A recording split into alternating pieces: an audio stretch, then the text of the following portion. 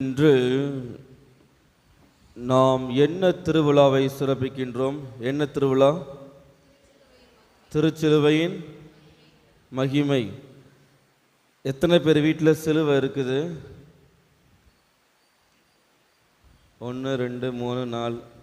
நான் கவுண்ட் பண்ணோன்னே எக்ஸ்ட்ரா கை தூக்குறீங்க. நிஜமாவே இருக்குதா? இருக்குதாம்மா?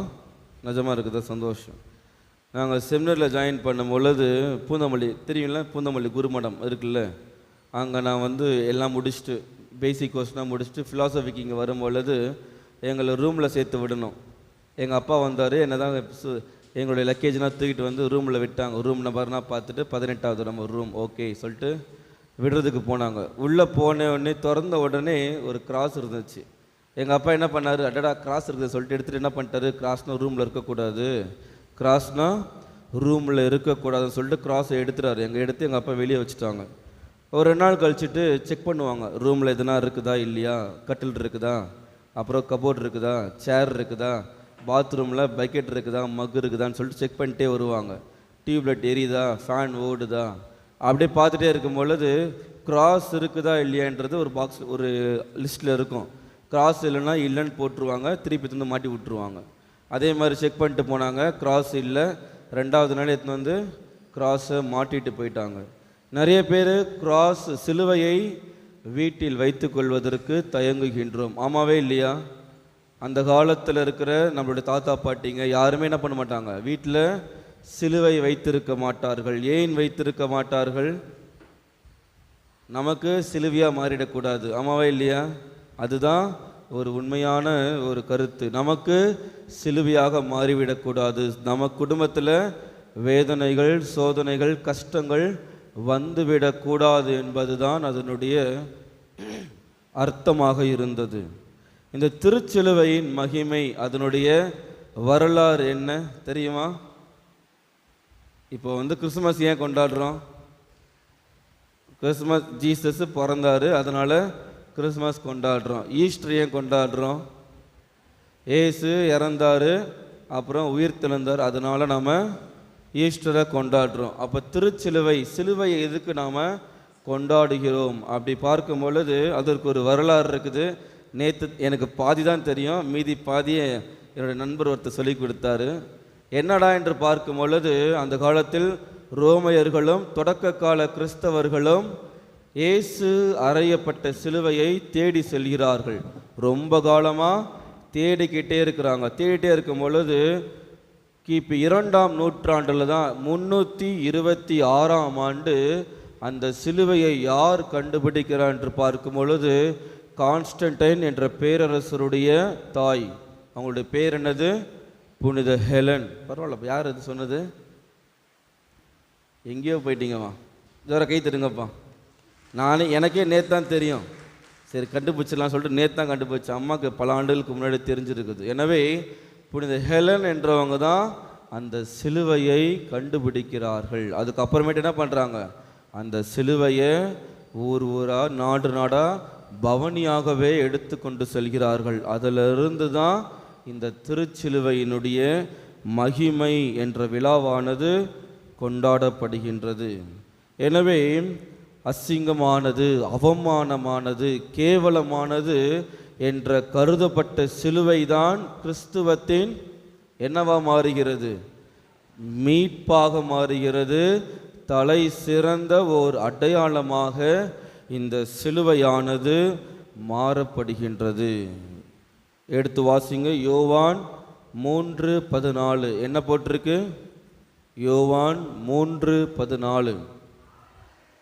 பாலை நிலத்தில் மோசேயால் பாம்பு உயர்த்தப்பட்டது போல மானிட மகனும் உயர்த்தப்பட வேண்டும். உயர்த்தப்படுதல் என்று பார்க்கும் பொழுது யோவான் நற்செய்தியாளர் 2 விஷயத்தை சொல்கிறார்.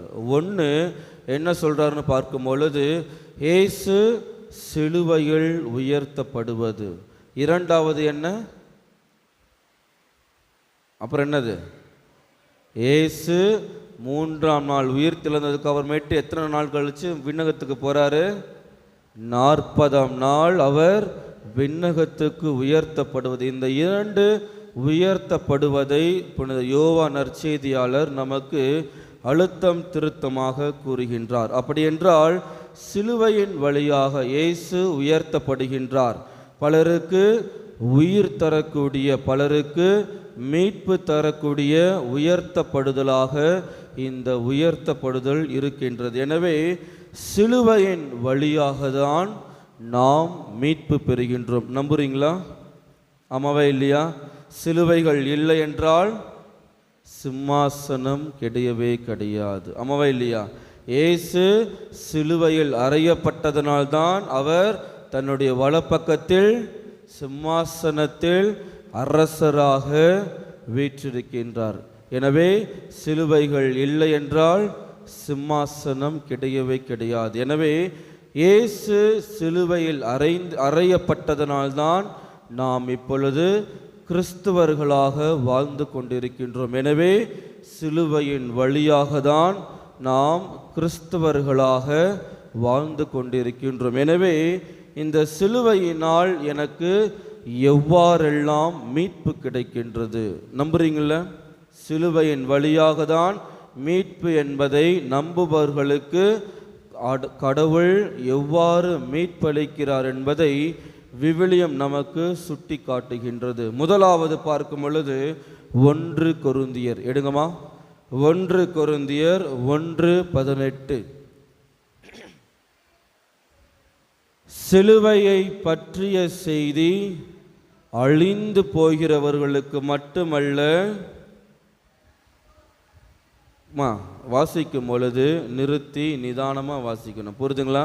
நீங்கள் எக்ஸ்பிரஸ் மாதிரி ஓடினீங்கன்னா நாங்கள் ஓடி வர மாட்டோம். நாங்கள் லோக்கல் ட்ரெயின் மாதிரி ஒவ்வொரு ஸ்டாப்பாக நின்று தான் வருவோம். வாசிங்க. இப்போ சிலுவையை பற்றிய செய்தி அழிந்து போகிறவர்களுக்கு மட்டும் மடமையே. புரிஞ்சுச்சா? யாரெல்லாம் சிலுவையை நம்பாமல் இருக்கிறார்களோ அவர்களுக்கு அது என்னது? முட்டாள்தனமானது, மடமையானது. ஆனால் மீட்பு பெறும் நமக்கோ அது கடவுளின் வல்லமை. புரிகிறதா? யாரெல்லாம் சிலுவை எனக்கு மீட்பளிக்கிறது என்று நம்புகிறீர்களோ அவர்களுக்கு அது வல்லமையாக மாறுகின்றது. ஆனால் யாரெல்லாம் சிலுவையை நம்பாமல் இருக்கிறார்களோ அது அவர்களுக்கு மடமையாக மாறுகின்றது. கிறிஸ்துவர்களை 2 நபர்களாக பிரிக்கிறார்கள். முதலாவது சிலுவையை மறக்கக்கூடியவர்கள், சிலுவையை நம்பாதவர்கள். சிலுவையை ஏற்றுக்கொள்ளாத கிறிஸ்தவர்களும் இன்னும் இருந்து கொண்டுதான் இருக்கிறார்கள். அதே நேரத்தில் இரண்டாவது பார்க்கும் பொழுது சிலுவையை ஏற்றுக்கொள்ளக்கூடியவர்கள், சிலுவையை நம்பக்கூடியவர்கள். எனவே யாரெல்லாம் சிலுவையை ஏற்றுக்கொள்கிறார்களோ உங்களுக்கு என்னது? மீட்பு கட்டாயமானது, மீட்பு நிச்சயமாக இருக்கும் என்பதை விவிலியம் நமக்கு எடுத்து காட்டுகின்றது. எனவே மீட்பு பெறும் நமக்கு அது வல்லமை அளிக்கக்கூடியது.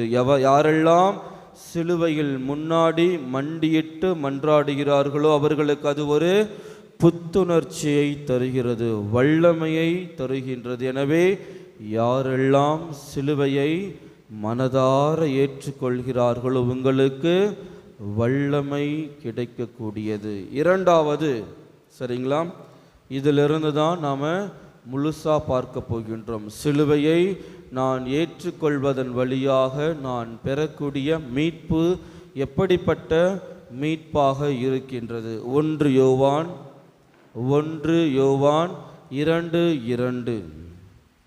1 யோவான் 2:2 வாசிங்கம்மா. நம் பாவங்களுக்கு கழுவாய் அவரே. நம்முடைய பாவங்களுக்கு கழுவாய் யாரு? நமது இயேசு கிறிஸ்துவே. அப்புறம் நம் பாவங்களுக்காக மட்டும் அல்ல, அனைத்துலகின் பாவங்களுக்கும் கழுவாய் அவரே. எனவே சிலுவையின் வழியாக நமது பாவங்கள் போக்கப்படுகின்றது. எனவே யாரெல்லாம் சிலுவையை நம்புகிறீர்களோ உங்களுடைய பாவங்கள் போக்கப்படும், நீங்கள் மீட்பு பெறுவீர்கள். உங்கள் பாவத்திற்கு அது கழுவாயாக மாறிவிடுகின்றது. புனித பியோ கேள்விப்பட்டிருக்கீங்களா?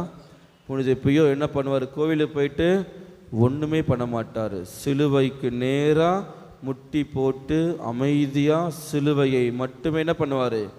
பார்த்துக்கிட்டே இருப்பார். நம்ம சிலுவை எப்படி இருக்குது? பிரகாசமாக இருக்குதா இல்லையா? நம்ம சிலுவையை பார்த்து முட்டி போட்டு நம்ம எப்போதெல்லாம் ஜெபம் செய்கின்றோமோ நாம் செய்த பாவத்திற்கு மன்னிப்பு பெறுகின்றோம், நாம் மீட்பு பெறுகின்றோம். எனவே சிலுவையின் முன்னாடி ஜெபம் செய்பவர்கள், சிலுவையின் முன்னாடி குடும்பம் குடும்பமாக ஜெபிக்கக்கூடியவர்கள், உங்கள் அனைவருடைய பாவங்கள் என்னாகுது? மன்னிக்கப்படுகிறது. நீங்கள் மீட்பு பெறுபவர்களாக இருக்கிறீர்கள். உங்கள் பாவம் குறைந்து போகிவிடும். இரண்டாவது, யோவான் எழுதின செய்தி, யோவான் 19:30. யோவான் 19:30. இயேசு சிலுவையில் கடைசியாக சொல்கிற வார்த்தை சொல்லு. அப்புறம் இயேசு எல்லாம் நிறைவேறிவிட்டது என்று தன்னுடைய ஆவியை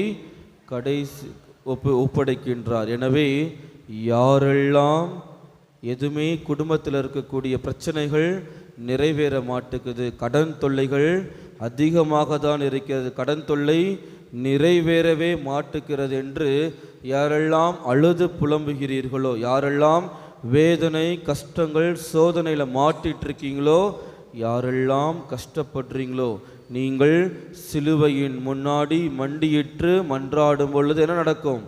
அனைத்தும் நிறைவேறிவிடும். அதுதான் இயேசு எல்லாம் நிறைவேறிவிட்டது என்று கூறுகின்றார். எனவே நாம் அவரிடம் மண்டியிட்டு மன்றாடும் பொழுது நம்முடைய துன்பங்கள் அறவே அழிந்துவிடும். நம்முடைய கஷ்டங்கள், வேதனைகள், சோதனைகள் எல்லாமே, எல்லா பிரச்சனைக்கும் அவர் ஒருத்தர் மட்டுமே தீர்வு கொடுப்பவராக இருப்பதை தான் இயேசு எல்லாம் நிறைவேறிவிட்டது என்று முழங்குகின்றார். அடுத்ததாக ரோமையர் 6:6. ரோமையர் 6:6 ஈஸியாக ஞாபகத்தில் வச்சுக்கலாம். நாம் இனிமேல் பாவத்துக்கு அடிமைகளாய் இராதபடி நம்முடைய பழைய மனித இயல்பு அவரோடு சிலுவையில் அறையப்பட்டிருக்கிறது. நம்முடைய பழைய வாழ்க்கை சிலுவையில் அறையப்பட்டிருக்கின்றது. நம்முடைய பழைய வாழ்க்கை, கடன் பிரச்சனை, நம்முடைய கஷ்டத்தில் நாம் என்னென்ன கஷ்டமெல்லாம் பட்டோமோ, பல வாழ்க்கையில் நாம் என்னென்ன பாவத்திலெல்லாம் விழுந்தோமோ அனைத்துமே என்னாச்சு? அவருடைய சிலுவையில் அறையப்பட்டு விட்டது. அப்படி என்றால் நமக்கு சிலுவையானது ஒரு புதிய வாழ்க்கையை தருகின்றது. நாம் அதை ஏற்றுக்கொள்ள வேண்டும். பழைய வாழ்க்கை எல்லாமே என்ன ஆயிடுச்சு? சிலுவையில் அறையப்பட்டு விட்டது. பழைய வாழ்க்கை நமக்கு கிடையவே கிடையாது. நாம் பட்ட வேதனைகள், சோதனைகள் எல்லாத்திலுமிருந்தும் கடவுள் நமக்கு ஒரு புதிய வாழ்க்கையை தருகின்றார்.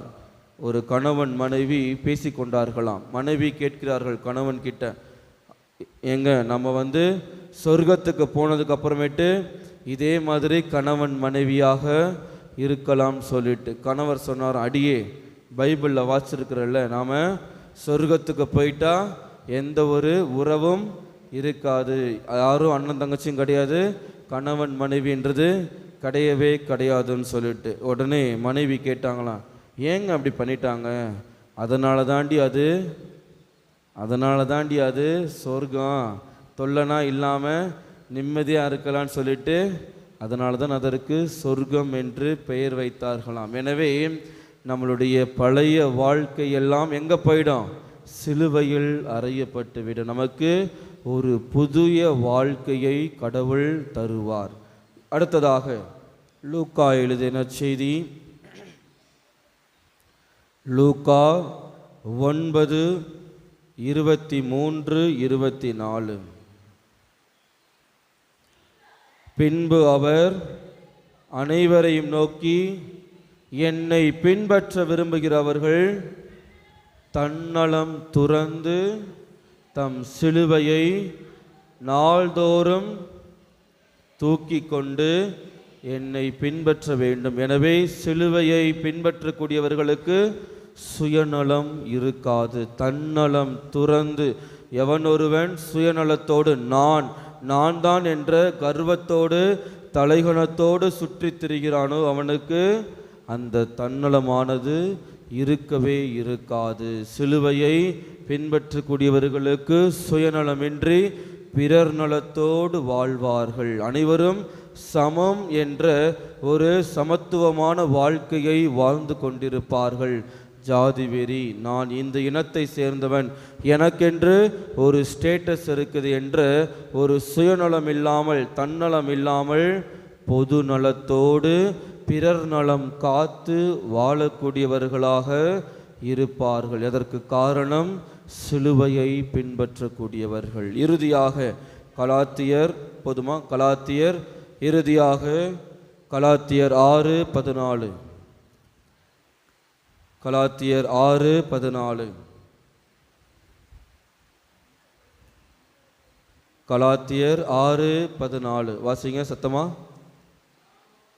நானோ நம் ஆண்டவர் இயேசு கிறிஸ்துவின் சிலுவையை அன்றி வேறு எதை பற்றியும் ஒருபோதும் பெருமை பாராட்ட மாட்டேன். இப்போ நம்ம நிறைய பேர் என்ன பண்ணுறோம்? எதை வைத்து பெருமை பாராட்டி கொள்கின்றோம்? நான் அதிகமாக படித்து விட்டேன், என்னுடைய பேருக்கு பின்னாடி இதுதான் இருக்குது என்ற பெருமை அதிகமாக இருக்கிறது. பேங்க் பேலன்ஸு கொஞ்சம் அதிகமாக இருந்தால் நம்ம எப்படி நடப்போம்? கொஞ்சம் பேங்க் பேலன்ஸ் அதிகமாக இருந்தால் நம்ம என்னென்ன ஆட்டம் போடுவோம், ஆமாவா இல்லையா? அதுவே குறைய குறைய தலை கொஞ்சம் கொஞ்சமாக குனிய ஆரம்பிச்சிடும். பேங்க் பேலன்ஸ் ஏற ஏற தலையும் அதிகமாகிடும், ஆமாவா இல்லையா? நான் எதை குறித்து பெருமை பாராட்டுகின்றேன்? நான் ஒரு கிறிஸ்துவன், கத்தோலிக்கன் என்பதில் நான் பெருமை கொள்கின்றேனா, இல்லது நான் இந்த சமூகத்தை சேர்ந்தவன், இந்த ஜாதியை சேர்ந்தவன், இந்த இனத்தை சேர்ந்தவன் என்ற பெருமையில் நான் சுற்றி திரிகின்றேனா? எவன் ஒருவன் சிலுவையை மட்டும் நம்புகிறானோ, சிலுவையை கொண்டு மட்டும்தான் அவன் பெருமை பாராட்டி கொள்வான். புனித பவுல் கிறிஸ்துவத்தை அளித்தான். இயேசு என்ற நாமத்தை உச்சரிக்கக்கூடிய ஒவ்வொருவரையும் அவர் கொன்று போட்டார். ஆனால் என்ன நடக்கிறது? இயேசு அவனை கீழே விழ செய்கின்றான். எவன் ஒருவன் பெருமை பாராட்டுகின்றானோ அவர்கள் கீழே விழுவார்கள் என்பது புனித பவுல் ஒரு எடுத்துக்காட்டாக இருக்கின்றார். எனவே சிலுவை நமக்கு மீட்பு அளிக்கின்றது. சிலுவைகள் இல்லாமல் சிம்மாசனம் கிடையவே கிடையாது. எனவே நான் சிலுவைக்கு உகந்த மரியாதை செலுத்துகிறேனா என்று சிந்தித்து பார்த்து இத்திருப்பலியில் நாம் பக்தியோடு மன்றாடுவோம். அனைவரும் எழுந்து நின்று நமது விசுவாசத்தை